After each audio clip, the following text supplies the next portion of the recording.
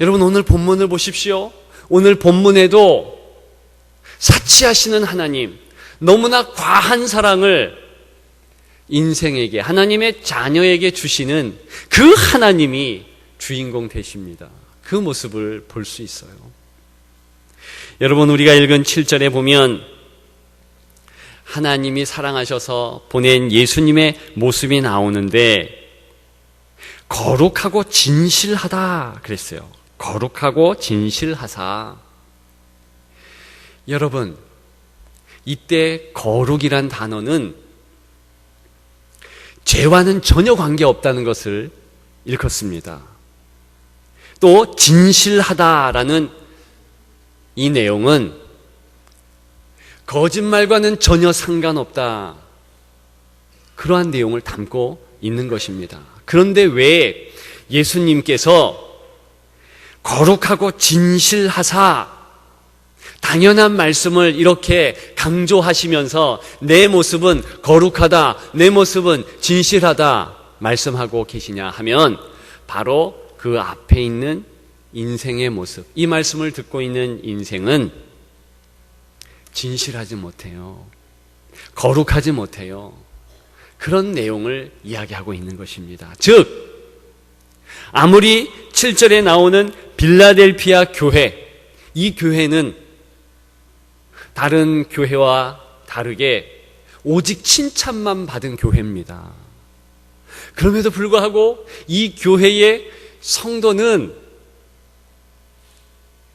하나님과 다르고 예수님과 다르고 거룩할 수 없고 진실할 수 없는 한낱 인생에 불과하다, 그 내용을 선포하고 있는 거예요.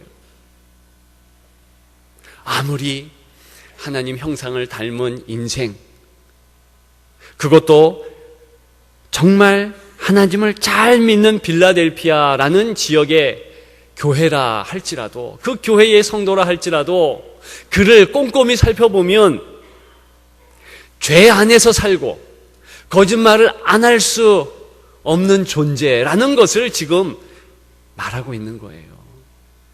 여러분, 그런데 오늘 본문은 그러한 인생을 예수 그리스도께서 주목하시고 특별히 그 인생의 모습 가운데 작은 능력, 그 인생에 아주 보잘것없는 작은 능력을 주목하고 계신다는 것입니다. 여러분, 8절에 보시면 내가 내 행위를 아노니, 예수님께서 빌라델피아 교회의 성도들 그리고 여러분들에게 말씀하시는 내용이 내가 너희들의 행위를 안다. 그러면서 무슨 말씀을 연속해서 하십니까? 내가 작은 능력을 가졌다. 작은 능력을 지금 주목하고 있다는 거예요. 오늘 제목이 된 내용이 아니겠습니까? 작은 능력. 여러분, 우리 한국어 내용을 보게 되면 작은 능력 별로 어감이 와닿지 않습니다. 이때 원문에 작다라는 것은 미크로스라는 헬라어 단어입니다. 미크로스. 그런데 이 미크로스라는 단어가 영어로 가서 마이크로라는 단어로 변환됩니다. 현미경을 마이크로스컵 이렇게 얘기하지 않습니까? 다시 얘기해서 오늘 본문의 작은이라는 미크로라는 이 단어는요, 정말 눈에 보이지 않도록 작은 미생물과 같이 너무 적다는 의미를 포함하고 있습니다. 아예 능력이 없다는 내용이에요. 인생이 하나님 앞에서 지금 죄를 가지고 있고 거짓말 안 하면 안 되는 존재이기에 능력이 있다고 스스로가 큰 소리 친다 해도 그것은 너무나 작은, 눈에 보이지도 않는, 현미경으로 보아도 보일까 말까 하는 그런 작은 능력에 불과하다는 거예요. 영어로는 이 내용을 You have but little power. 그래서 but자를 또 갖다 붙여요. 무슨 내용이냐 하면 너무 적고 단지 보이지도 않는 이런 형용사에 형용사를 또 붙인 거예요. 그러니까 오늘 이 말씀을 원뜻대로 살펴보면 아예 없는 것 같은 능력, 하나님 보시기에 너무나 조약하고 미약한 그런 능력, 그럼에도 불구하고 그 능력을 하나님이 주목하신다, 그 뜻인 줄 믿습니다. 그러면 구체적으로 이 작은 능력은 무엇을 의미할까? 첫째는 전도와 선교를 의미합니다. 전도와 선교. 여러분, 오늘 본문에 보면 예수님의 모습이 거룩하고 진실하사 다윗의 열쇠를 가지시니 그랬습니다. 다윗의 열쇠를 가졌다. 무슨 의미겠어요? 단적으로 말씀드리면 주권자다, 그 뜻이에요. 통치권을 가지고 있고 권세를 가진 예수님의 모습이셔요. 그러면서 천국의 열쇠를 가지셔서 열게 하셨어요. 그 활짝 천국의 문이 열렸습니다. 누구를 향하여 있는가? 8절에 보니까 빌라델피아 교회의 성도들 아니겠습니까? 내가 내 앞에 열린 문을 두었으되, 열린 문이다 그랬어요. 천국의 문이 활짝 열렸어요. 역시 인생을 과하게 사랑하는 우리 예수님의 모습을 볼 수가 있습니다. 천국 문이 열렸다는 것은 그 천국의 모든 하나님의 하늘의 복이 그대로 인생 작은 자, 적은 능력 가진 자에게 쏟아 부음을 하신다, 그런 의미 아니겠어요? 더 직접적이고 근본적인 이 열린 문의 복은 무엇인가 하면, 특별히 성경에서 문이 열렸다, 이것은 복음의 기회가 주어졌다, 그 뜻입니다. 다시 얘기해서 고린도후서 2장 12절에는 바울이 복음의 문이 열렸다 하면서 드로아 지역에, 그 지역을 진군하면서 하나님 앞에 감사하는 모습이 기록됩니다. 또 골로새서 4장 2절과 3절을 보면 하나님께서 전도할 문을 우리에게 열어주사. 즉 여기 열린 문이라는 오늘 본문의 내용은 나를 구원하신 하나님께서 또한 나를 통해서 남들도 구원할 선교의 문, 전도의 문이 활짝 열리게 하셨다. 즉 하나님의 구원의 도구가 나를 통해서 역사할 것이다, 그런 내용을 이야기하고 있는 것입니다.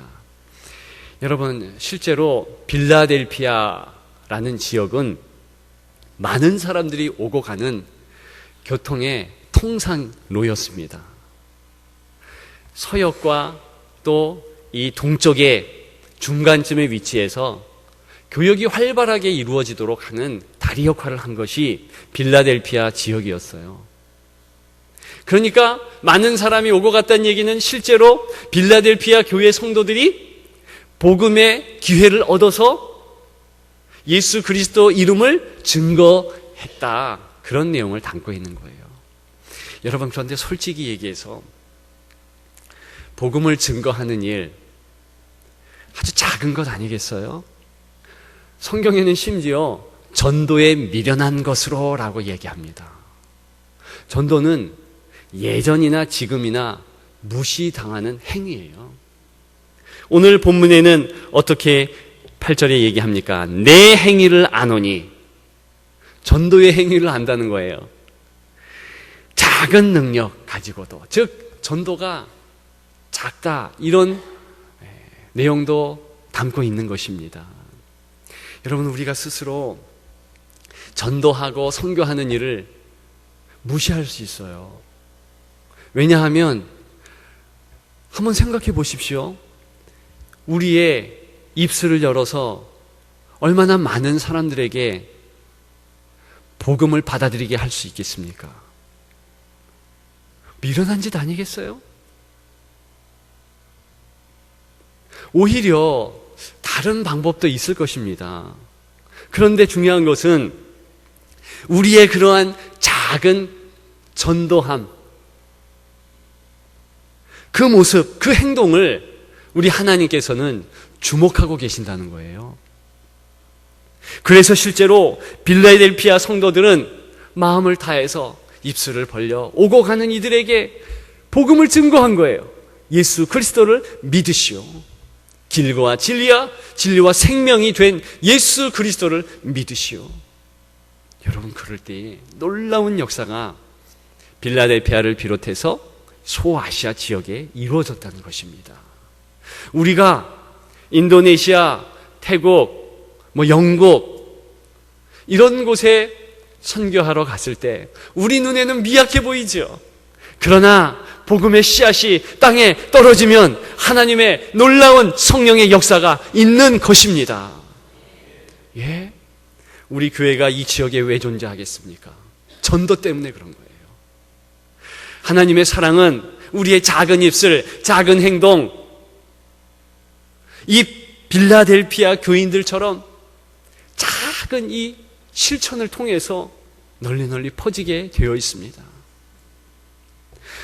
우리나라의 선교 역사를 보십시오. 제가 말씀드렸잖아요. 토마스 선교사라는 분이 대동강변에서 비참하게 참수형을 당하면서 예수 믿으라 한마디 증거도 못했는데 그가 전해준 성경, 그 단 한 권의 성경이 한 가문을 변화시켜서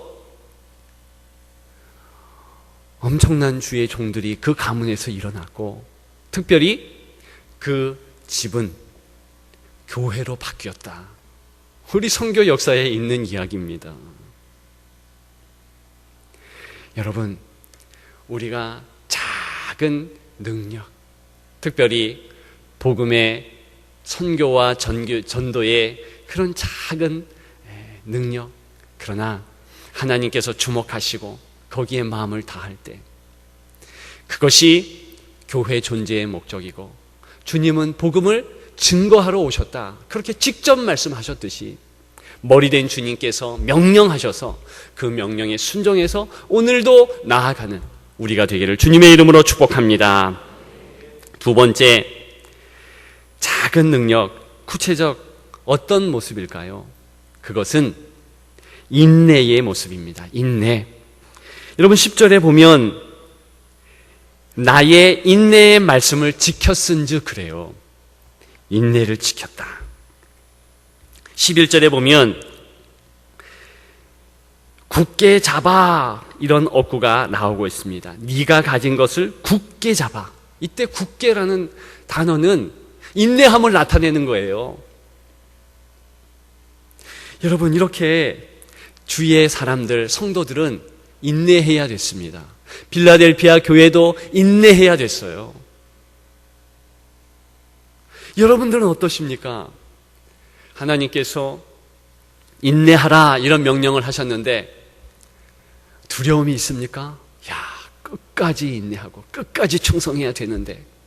그런데요, 오늘 본문에서 인내하라는 말씀은 좀 넉넉한 마음으로, 편안한 마음으로 들어도 괜찮습니다. 왜냐하면 연속하는 약속의 말씀이 11절에 내가 속히 오리니 그래요. 이게 무슨 내용이냐 하면, 인내하라는 것이 내 작은 능력, 내 작은 죄인으로서 거짓말을 할 수밖에 없는 그런 죄된 모습의 인내는 어떤 인내겠어요? 정말 보잘것없는 인내라는 거예요. 아무것도 아닌 인내라는 거예요. 다만 내가 인내하겠습니다, 이런 인내죠. 여러분, 우리가 과연 내 자녀들에게 얼마나 인내하겠습니까? 내 남편과 내 아내 혹은 내 주변의 성도들에게 얼만큼 인내할 수 있겠습니까? 여러분, 우리는 죄인이라서 우리가 보일 수 있는 인내는 한계가 있어요. 주님이 보완해 주지 않으면 안 되는 인내를 가지고 있습니다. 주님이 그것을 잘 알아요. 그래서 작은 능력, 보이지도 않는 능력이라는 것입니다. 참을인 자 셋이면 죽음도 면하게 한다며요. 살인도 면하게 한다며요. 그런데 우리의 본성은요, 인내할 수 없는 죄인일 뿐입니다. 그걸 다 알고 계신 주님께서 너 봐라, 내가 속히 온다. 이것은 심판주로서 속히 오신다는 얘기가 아니라, 야, 너가 인내하려고 그래도 최선을 해봐. 작은 능력, 아무것도 아니지만 마음을 다해서 해봐. 그러면 내가 도와줄게. 내가 속히 와서 너의 편이 되고 너가 이길 수 있도록 하게 한다. 이런 뜻인 줄 믿습니다. 여러분, 그래서 10절에 연속해서 뭐라고 이야기하냐면 그 약속이 있습니다. 너를 지켜 시험의 때를 면하게 한다. 큰 시험을 경험하지 않도록 한다. 이게 무슨 내용인지 아십니까?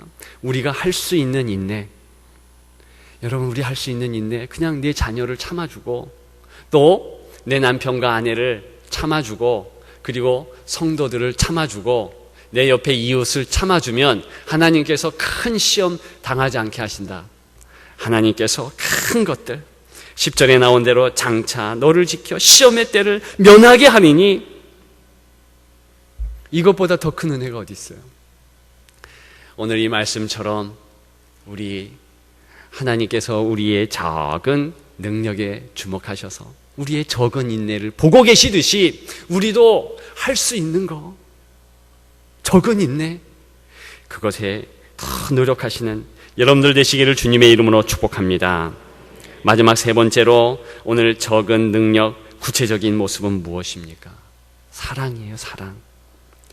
여러분, 9절에 보면 하반절에 내가 너를 사랑하는 줄을 알게 하리라 그랬어요. 이때 내가 하는 것은 예수님이시잖아요. 너를 하는 것은 성도 아니겠어요? 빌라델피아 교회의 성도들, 그리고 여러분들을 다 포함하는 성도입니다. 예수님이 우리를 사랑하시는 거 우리가 잘 압니다. 그 큰 사랑 아니겠어요? 그러니까 너를 사랑하는 줄을 다른 사람을 통해서도 고백하게 하고 당연히 우리 스스로도 알게 하신다. 그런 말씀이에요. 그런데 중요한 것은 그런 예수님에 대한 우리의 사랑은 얼마나 클까? 이것이 주제 아니겠어요? 그런데 전제하는 말씀 가운데서 우리는 인생이에요. 죄 가운데 살고 또한 거짓, 벗어날 수 없는 그런 존재. 그래서 적은 능력, 사랑도 적은 거예요. 어줍지 않은 그런 사랑. 여러분, 예수님께 나타내는 우리의 사랑, 어떤 모습인가요? 여러분, 여기에 보게 되면 이렇게 기록하고 있습니다. 8절 하반절에 보면 말을 지켰다. 사랑하니까 예수님의 말을 지키죠. 또 예수님의 이름을 배반하지 아니하였다. 대단한 것 같이 보이잖아요. 그런데 사실은 이 내용이 정말 초라한 모습입니다. 빌라델피아 교회의 성도들, 예수님을 어떻게 사랑했는가? 그냥 현실에서 약간의 사랑만 보인 거예요. 여러분, 베드로를 보십시오. 베드로가 예수님을 내가 끝까지 죽음까지 가면서 사랑하겠습니다. 그런데 어떻게 그가 행동했습니까? 예수님에게 실제로 보인 사랑은 도망자의 사랑이잖아요. 3번이나 예수님을 부인했고 저주하면서 도망갔잖아요. 그것이 인생의 예수님을 향한 사랑이에요. 빌라델피아 교회라고 다를 수 있을까요? 그 교회 성도라고 특별할까요? 여러분들이라고 특별하겠습니까? 저라고 해서 특별하겠습니까? 우리가 보이는 사랑은 별것 아닌 어줍지 않은 사랑인 거예요. 그 이름을 배반하지 아니하고 마음만은 배반하지 않으려고 하죠. 그런데 금방 말씀드린 베드로, 어쩔 수 없이 그렇게 작은 능력밖에 없으니까 도망가잖아요. 배반하잖아요. 그러나 베드로가 주여, 내가 주님을 따라가겠습니다. 그런 중심에 의지는 있잖아요. 마음은 있잖아요. 그 마음을 부족하지만 가지고서 나아가는 거. 하나님께서 어떤 인생으로 인정해 주시는가? 야, 네가 내 말을 지켰다. 네가 내 이름 배반하지 않았다. 이렇게 여겨주신다는 겁니다. 그러면서 어떻게 약속을 해주시는가? 12절에 보니까 하나님 성전의 기둥이 되게 한다. 여러분, 제가 볼 때는 빌라델피아 교회 성도들이 이 한 구절 가지고 마음이 너무 기뻤고 너무 감격이 넘쳤을 것 같아요. 왜 그런지 아세요? 그 빌라델피아 지역은요, 지진 지역이에요, 지진 지역. 그래서 이 글을 받는 이때도 지진 때문에 노심초사했고, BC 17년에는 어마어마한 지진으로 완전히 빌라델피아 지역이 회파되었습니다.